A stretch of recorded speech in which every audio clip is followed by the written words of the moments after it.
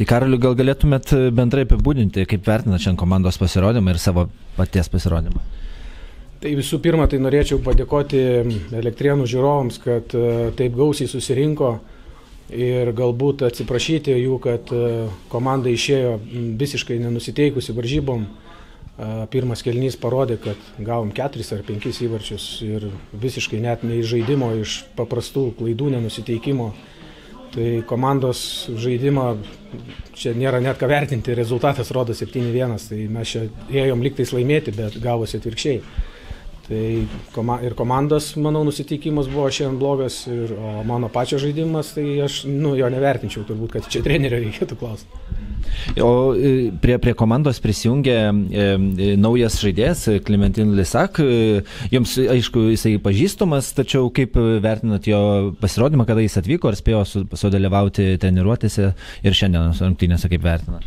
Jis atvyko prieš porą dienų, dalyvavo vienoje ar dviejose treniruotėse, tai sezonas jau mūsų persivertė į antrą pusę. Jisai grįžo iš jaunimo lygos, tai čia mūsų yra vyriškas ledo ritulys, tai kita sistema, kitaip žaidžiam, tai jisai ir žaidė šiandien 3-4 penkete, tai jo lygis turbūt yra gal 1-2 penkete, tai jam dar reikia laiko įsivažiuoti į mūsų sistemą.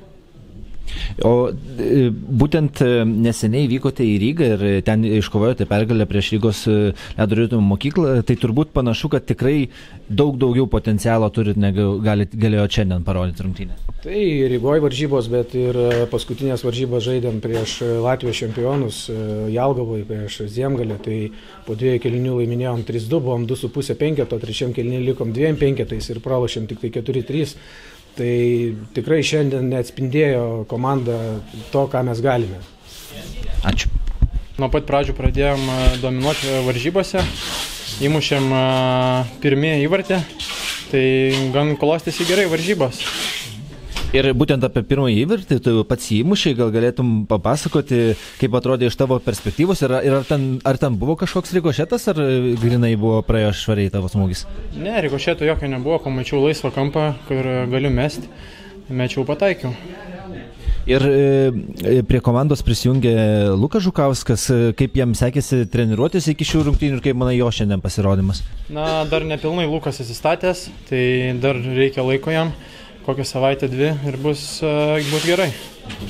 Ir jeigu galiu paklausti truputį apie savaitgalį, apie išvyką į Rygą, įvyko 2 varžybos su vienais konkurentų dėl atrankinių rungtynių Rygos ledo ritulio mokyklą ir abiejose rungtynėse jūs vedėt, laiminėjot, tačiau nesugebėjot išsaugoti pranašumo. Kodėl manai taip įvyko ir kas ten įvyko?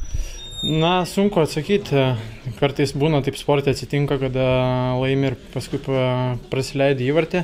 Gal kažkur psichologiškai palūžom, kai kurių žaidėjų trūko. Na, nereikia gal ieškoti pasiteisinimų, bet atsitiko kaip atsitiko. Reikia žaisti toliau, kovoti iki galo, kiek dabar liko varžybų mums ir stengtis kovoti kiekvienose varžybose ir laimėti.